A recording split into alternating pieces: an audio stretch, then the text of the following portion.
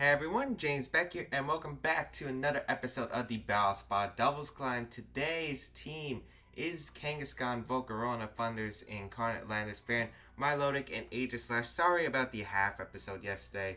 It took me 10 minutes to find a battle, and I was recording late at night, so I couldn't exactly, um, you know, I couldn't exactly have time to edit and upload it if I did a full episode, so I had to leave it as a half episode. But today we're gonna have a full episode. I'm making sure to record nice and early. Also, if you guys don't know, my Patreon page has just launched, and you can check that out down below for some sweet rewards, sweet paid rewards. But anyway, let's get into it. We got a 1661 ready to play from Japan as our first opponent of the day. Bring a team. Oh, I recognize this team. Gardevoir, Scrappy, Politoed, Ludicolo, Talonflame, and Amoonguss. Now, this team has two different options. I believe one was with a fast Gardevoir. I'm pretty sure it carried in Prison, or maybe it was Encore, or it was a slow Gardevoir with Trick Room. Amoonguss, Scrappy, Politoed can function in Trick Room. It will be interesting to see how I want to deal with this. Volcarona actually looks pretty good here if I get rid of the rain mode. Kangaskhan plus Thunders also looks good here. Aegislash looks amazing as well. How do I want to handle this?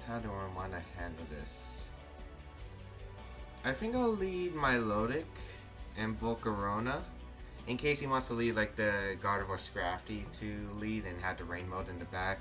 Have Kangaskhan in the back and Aegislash. The reason I'm leading with Milotic and Volcarona is because if he decides to lead the Ludicolo, I can switch on my Milotic and protect Volcarona turn 1 and then go for the Quiver Dance the second turn. So that's the main reason why I'm doing this play. So we'll see what my opponent decides to do here. And also the Milotic is a great way to prevent like Scalds unless he really wants to burn me. I don't think so. He could, but we'll see what my opponent decides to go for. I wouldn't be surprised to see just Heavy Rain mode. It is going to be the Heavy Rain mode leading today, as I am going to lead my Milotic and Volcarona here. And I don't think this Politoed is Scarf. Drizzle is going to activate, but I don't think it's Scarf because of the potential Trick Room Mega Gardevoir. So what I'm going to do is pull back my Milotic straight away, go out into my Kangaskhan, and click the Protect right here, just to potentially fake out the Ludicolo the following turn and get up a Quiver Dance. So we're going to get Kangaskhan out here. I wonder what my opponents decide to do. Maybe a Helping Hand Giga Drain predicting Volcarona's Protect, or maybe like a fake out Scald play. I could definitely see that. We are going to see the fake out into my Milotic slot, and what is the Politoed going to do? It's just going to fire off a Scald into the Volcarona slot. So basically, worked out perfectly. I don't take much damage. I can now go for a fake out into Ludicolo. I mean, he can switch, but this is my safest play. If I risk it, I can't really do anything about it. So I am just going to fake out, and he does stay in, which most likely indicates I will be getting the fake out, and that's going to be good damage onto Ludicolo. Any damage on Ludicolo is good damage. We are going to fake out the Ludicolo right here, get a good amount of damage off. Oh, look at that damage. That's in Sucker Punch range, 100%. And oh, it's Scarf Politoed, but it does target my Kangaskhan actually. Does get the burn, unfortunately, onto my Kangaskhan, which is bad for me because now my Sucker Punch does not knock out Ludicolo, which is unfortunate. Definitely unfortunate. But Scarf Politoed means I don't have to worry about Perish Song like in one of the previous episodes, which is great. I'm going to go straight for a return into the Ludicolo and just click Protect right here with the Volcarona, because I don't want Volcarona taking unnecessary Scald damage first turn. So we'll see what my opponent decides to do. Scald is going to come out. It's going to target my Kangaskhan, which is completely fine. I could have got damage off, but decided against it. He does knock out my Kangaskhan, which is completely fine. I can now go out into my Aegislash here, and I can click Shadow Ball, and the Life Orb Shadow Ball on a frail Politoed is going to do a heck of a lot of damage. So I'm going to go fire off a Shadow Ball, and I'm going to fire off a Bug Buzz into the Ludicolo. He does not have anything to resist a Bug Buzz, fortunately, on his team. I guess Talonflame if he did bring it, but I don't think he brought Talonflame. Well, you could have, but I don't think he brought it, as I am going to get a Bug Buzz off onto this Ludicolo going to be able to pick up the knockout, which is great. Goodbye, Ludicolo. And we are going to get a Shadow Ball off as he does fire off the Scald into the Volcarona. Does not crit me, which is fortunate, and I do get a Life Orb Shadow Ball right here. And we'll see how much this does, because this should do a good amount of damage. As that's actually able to pick up the knockout on the Politoed with a critical hit. I'm not sure the critical hit mattered. It might have been a roll. I am almost max special attack Aegislash, so I don't know. It could have been. We are going to see the Gardevoir come out, and we'll probably see Scrappy. Oh, Talonflame. Ooh, this is going to be an interesting endgame. He traced my Flame Body, which is important. It looks like Milotic can win the game straight out. I think I'm going to King Shield right here. Yeah, I'm going to King Shield. I don't care if he Encores. Do I care if he Encores? Well, I can't switch out anyway. Flare Blitz in the Rain plus Hyper Voice would knock me out. I could just Shadow Ball Bug Buzz, but I want to keep Aegislash around just in case, and I'm going to sack my Volcarona here. His best play is probably to go for the... Well, he actually... Yeah, he might not Encore here, but we'll see.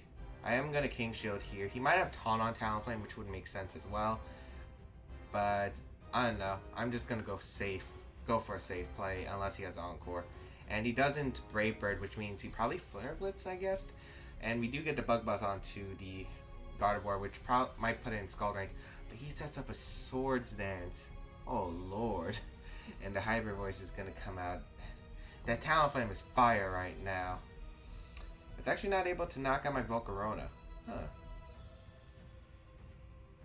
And rain does stop. I do think the Gardevoir is in range of the...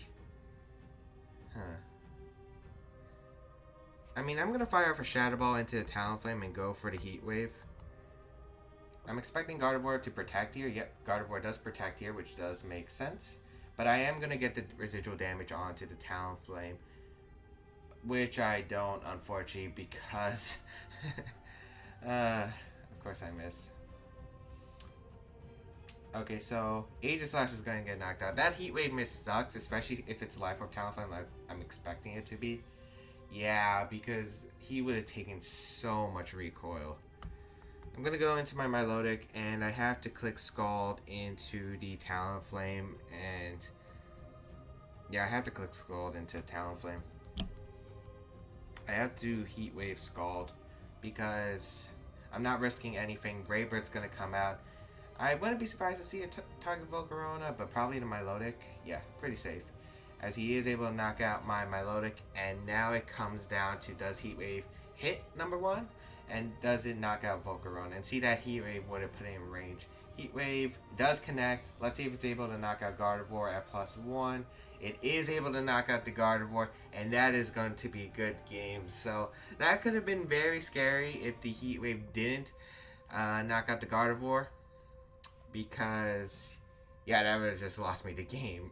If the Heat Wave did connect earlier, I could have just went for a safe Bug Buzz and had a 100% win condition. Unless he crit me, of course. Unless he crit me. But anyway, that was a good game. I think I played that very safe. Turn 1 couldn't have gone any better. I'm really glad he went for the Scald into Kangaskhan the second turn with his Scarf Politoed. But then again, even if he scalded the Volcarona, we learned his Life Orb and his Ludicolo was still in range of Sucker Punch. So he was probably going to be pressured to switch out. And my Milotic could have actually came in and probably actually start setting up with the Maranga Berry and potentially winning the game. But anyway, that is that. We're going to find our next battle, and hopefully it's a good one as well. See you guys in a bit. Alright, we find a 1583 rated player from Japan as our second opponent of the day. It is hot in here, people. It is hot in here. Oh, okay. Hello, friend. I can see through your tricks. We're gonna find a team of Gengar, Gothitelle, Scrappy, Amoonguss, Azumarill, and the Abomasnow. Now, this is going to be a fun game. Now, there are two potential options for my opponent's team. It can be an actual Trick Room team with Gothitelle, Scrafty, Amoonguss, Azumarill, and Abomasnow. Well, the Abomasnow is weird. I meant the Gengar. Or, no, Abomasnow for the Trick Room mode. And then the Perish Song Trap with Gengar, Gothitelle, Scrafty, Amoonguss, Azumarill. So, Azumarill does get Sap Sipper and it does get Perish Song, so that's something to worry about. I want to go Aegislash as a lead, and I think I want to go Kangaskhan. Yeah, Kangaskhan Aegislash. I have a Scrappy Fake Out, which is nice. I think I'm going to go Landorus in the back with Volcarona, because that seems pretty safe. Yeah, looks pretty safe. This looks like a best of one team, because if this was a... This team was basically full of mind games for the best of one strategy, because I can't tell 100% if he's the Perish Song, full Perish Song mode, or maybe he's just a Trick Room mode and he has Perish Song as an option. I don't know. At least we also know that there are two potential Mega Evolutions, Gengar and Abomasnow, so maybe it's dual mode. Maybe he has both, which would be kind of weird, because the only offensive pressure you really would have would be Scrappy and Abomasnow, unless the Azumarill carries, unless you're huge power Azumarill and you're not the Perish Song mode. But that it's gonna be interesting. I do like my positioning of Landorus as well as my Aegislash, because I can always switch in my Landorus and go for the U-turn. And I do have Aegislash, which is a ghost type, which means I can switch out if necessary. So we'll see what my opponent decides to do here, as I'm going to lead with my Kangaskhan Aegislash right here, as my opponent is going to lead the Gengar and the Scrafty, which is completely fine. Yep. Intimidate's going to activate, so that's fine. This looks like the Perish Song mode, so I think my best play here would be to sub up with Aegislash turn 1 and fake out the Scrafty, anticipating a Amoonguss switch in and a Protect. I think that would be his safest play and would be his best play. Yeah, I'm going to do that. Because I really don't think you risk the Aegislash, which resonates with Shadow Ball, but he's not going to switch out, which is interesting. Maybe he's just going to go for it. Maybe he's just going to go for it. Oh, he is going to Protect first turn. So this actually works out perfectly in my favor, because I do get the Fake Out off into the Scrafty. So he could have went for the knockoff into Scrafty, which is interesting. We see the eject button from the Scrafty. Usually Amoonguss carries that item, so that's a very interesting choice. A very safe play by my opponent, though. No doubt about it. I do like that play a lot. I mean, eject button. Wow. I was not expecting that. But we'll see when my opponent decides to bring that. It's going to be the Azumarill. Okay, that's not bad for me. I do get the substitute up, which is huge. And now I can start firing off Shadow Balls, no problem. I'm going to fire off a Shadow Ball into the Gengar, and I think I'm going to start Power Punching the... I'm going to Power Punch the Gengar slot in case he wants to switch out. It's not important I get the Power Punch, but Gengar 1 Shadow Tag users would be great for my team. And he's actually going to withdraw into Scrafty, which is an interesting play. Which is fine, because I get damage onto Scrafty. Even if it's Power Punch damage, and it does like, what, maybe 15-20% after the -2. I'm still pretty good, and the Life Orb Shadow Ball will still hurt the Scrafty. And he doesn't have Shadow Tag on the field, so I can always switch out my Kangaskhan out here and make his Perish Song pretty useless for this turn. So we do that. And we're faster than Azumarill, which is to be expected, because Perish Song does run minimum speed on every Pokemon. We are going to run the Shadow Ball, and it is going to target down the Scrafty. How much will this do? Good amount of damage. I don't think that's Assault Vest. Probably carries Protect and maybe a Lum Berry. And the Encore is actually going to come out. Ooh, okay. So Aegislash received an Encore, which is cool. But now I can just fire off another Shadow Ball and go for the return into the Scrafty. I don't think there's any plan. If he wants to fake out the Kangaskhan, that's fine. I guess his best play here would be to switch out the Scrafty into the Gengar and Perish Song. I guess I could see that play. But But his Pokemon has taken already a lot of damage, and I'm already, as long as I weaken the Gothitelle and prevent Trick Room from being set up, I can just sweep with my Scarflanders in the back. So this positioning does not look bad at all. But yeah, he is actually going to withdraw the Scrappy, which maybe it would have been better to double up on the Azumarill. But I can always switch out my Aegislash, so this isn't the worst of plays. We do get the Life Orb Shatter Ball off onto this Azumarill, and we'll see what he decides to lock himself into. And that did so much damage. Probably not Citrus Berry. He has Aqua Tail, and he's going to break my sub with Aegislash. Okay, not what I was expecting at all. But I'm 100% switching out my Aegislash here. And I think I'm going to go into my Landorus because I do have the U-turn option. And I think I am just going to fire off a return into the Azumarill. I think that's a pretty safe play, into my opinion. I can switch out Aegislash because of Shadow Tag. And actually my opponent decides to forfeit, which is an interesting option. Maybe because I had him locked down because Sucker Punch plus Shadow Ball was an option for me. I could have just done that, and Sucker Punch could have not. It would have knocked out the Gengar neutral, but I think he had a chance if he went for the Scrappy switch and the Sucker Punch. But then again, I always had the option to just return the Azumarill and get a safe KO on either the Scrappy if I decide to switch in the Azumarill, or the Gothitelle, or damage the Gothitelle. And if I damage the Gothitelle, that's really huge for me. Putting in that Earthquake range and preventing Trick Room from getting set up would be huge. So yeah, it would have been an uphill battle for him, but I definitely think it was potentially winnable if he made all the right plays. But it looks like my opponent is just going to give me that game. And yeah, it's very hard for Parasong to win against teams that have a U-turn mobility, a ghost type. It's definitely really hard. And Aegislash is one of the Pokemon that give Parasong a hard time. Especially since he didn't bring a Mungus, he brought the Azumarill, which means that he couldn't prevent his Gengar from taking a Shadow Ball at all. So yeah. Anyway, I hope you guys enjoyed today's episode. I think it was a pretty good episode.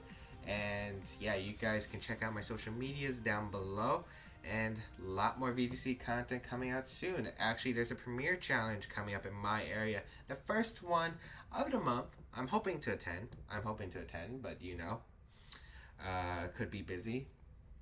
But I'm really hoping to attend and